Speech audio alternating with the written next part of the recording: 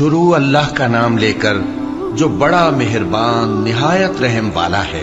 اے پیغمبر صلی اللہ علیہ وآلہ وسلم، جو عورت تم سے اپنے شوہر کے بارے میں بحث و جدال کرتی اور اللہ سے شکایت رنج و ملال کرتی تھی، اللہ نے اس کی التجا سن لی اور اللہ تم دونوں کی گفتگو سن رہا تھا۔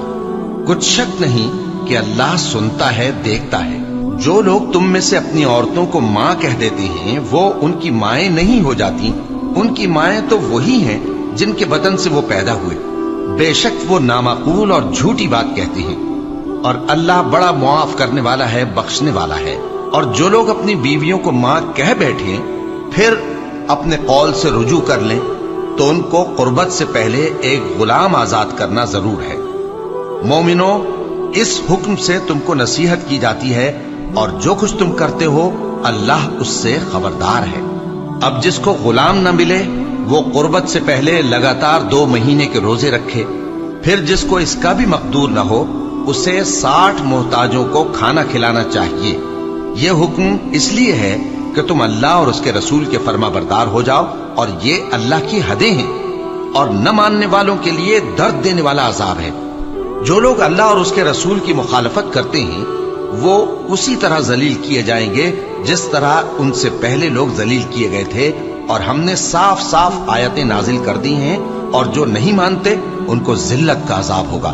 جس دن اللہ ان سب کو جلا اٹھائے گا تو جو کام وہ کرتے رہے ان کو جتائے گا۔ اللہ نے وہ سب کام لکھوا رکھے ہیں اور یہ ان کو بھول گئے ہیں، اور اللہ ہر چیز سے واقف ہے۔ کیا تم کو معلوم نہیں کہ جو کچھ آسمانوں میں ہے اور جو کچھ زمین میں ہے اللہ کو سب معلوم ہے؟ کسی جگہ 3 شخصوں کی سرگوشی ہوتی ہے تو اللہ ان میں چوتھا ہوتا ہے، اور جہاں 5 آدمیوں کی سرگوشی ہو تو وہ ان میں چھٹا ہوتا ہے، اور نہ اس سے کم یا زیادہ مگر وہ ان کے ساتھ ہوتا ہے، خواہ وہ کہیں ہو۔ پھر جو جو کام یہ کرتے رہے ہیں قیامت کے دن اللہ سب ان کو بتائے گا۔ بے شک اللہ ہر چیز سے واقف ہے۔